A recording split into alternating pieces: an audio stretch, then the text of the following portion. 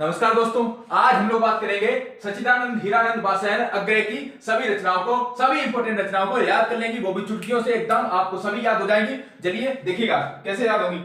देखिएगा बच्चों, हम लोग देखेंगे कि ये देखिएगा, मान लीजिए कि ये एक नदी है, मान लीजिएगा ये एक नदी है। अभी आप मात्र मेरी बातें सुनिएगा और फिर आपको एकदम सारी चीजें याद हो जाएंगी। देखिएगा ये एक नदी है, अगर ये एक नदी है तो इसके जो आंसू, ये नदी में एक होता है द्वीप। नदी क्या होता है? एक द्वीप होता है। द्वीप क्या होता है बच्चे? तो द्वीप आप लोग जानते होंगे कि चारों ओर से घिरा हुआ, पानी से घिरा हुआ इलाका, ये जमीन का हिस्सा होता है। ये नदी में एक द्वीप है। अब ये नदी में एक द्वीप है, आपको दिख रहा होगा। इस पे एक पेड़ लगा है, इस पे एक वृक्ष लगा है। कौन सा वृक्ष है? तो ये महावृक्ष है। अभी आप बातें सुनिएगा, ये एक महावृक्ष है। देखिएगा, तो यहां पे एक शेखर नाम का लड़का आया, आता था बेचारा, बैठता था बड़े आराम से। एक शेखर नाम का लड़का आता है, यहां बैठता है।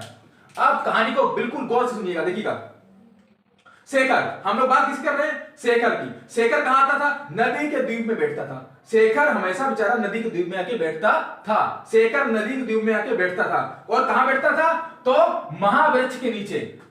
शेखर शेखर शेखर नदी के द्वीप में आके बैठता था, नदी के द्वीप में आके बैठता था। और कहां बैठता था? महावृक्ष के नीचे। कहां बैठता था? महावृक्ष के नीचे। और हरी घास में क्षणभर बैठ के उसे आनंद आ जाता था। ये सब हरी घास है, ये हरी घास है। हरी घास में क्षणभर बैठ के उसे आनंद आ जाता था। हरी घास में क्षणभर, हरी घास में या हरी घास पर क्षणभर। तो महावृक्ष के नीचे बैठता था, हरी घास पर क्षणभर बैठ के उसे आनंद आ जाता था, सभी चिंताओं से मुक्त हो जाता था, उसे मजा आ जाता था, एकदम मजा आ जाता था। सभी चिंताओं, देश दुनिया चिंताओं से मुक्त हो जाता था। नदी के द्वीप पे आता था, हरी घास में क्षणभर बैठता था और सभी चिंताओं से मुक्त हो जाता था। और नदी की बांक पर छाया, नदी की बांक पर छाया पे क्या करता था? और सन्नाटे में बैठता था। एकदम पहले मैं सन्नाटा बोलता हूं, एकदम सन्नाटे में बैठता था। फिर उसके सन्नाटे को खत्म करने के लिए उसके घर से बुलावा आ जाता था। ये उसका घर है, ये उसका घर है। किसका घर है ये किसका घर है? तो शेखर का घर है। तो इसके घर से एक बुलावा आता था, ओ शेखर घर पे आ, तेरी मम्मी बुला रही है। तो इसके घर पे बुलावा आ जाता था। ये दूत बन के आया। ये कौन सा दूत है? ये भगन दूत है।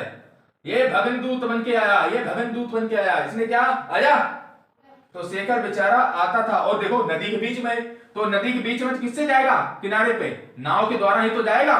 ना जाने ये कितनी नाव कितनी बार चढ़ा है, ना जाने ये शेखर कितनी नावों में कितनी बार चढ़ा है, ना जाने ये शेखर कितनी नावों में कितनी बार चढ़ा है। फिर से स्टार्ट करते हैं। देखिए बच्चे, एक शेखर नाम का लड़का था जो नदी के द्वीप में बैठता था, नदी के द्वीप के अंदर बैठता था। बड़े ही कहां बैठता था? तो महावृक्ष के नीचे बैठता था। हरी घासों पे क्षण में बैठ के उसे मजा आ जाता था, उसके सभी चिंताओं से मुक्त हो जाता था। और नदी की बांक की छाया पे वो बाहर बैठ के आराम से सन्नाटा घूमता था। फिर उसके घर से एक भगन दूत आ जाता था।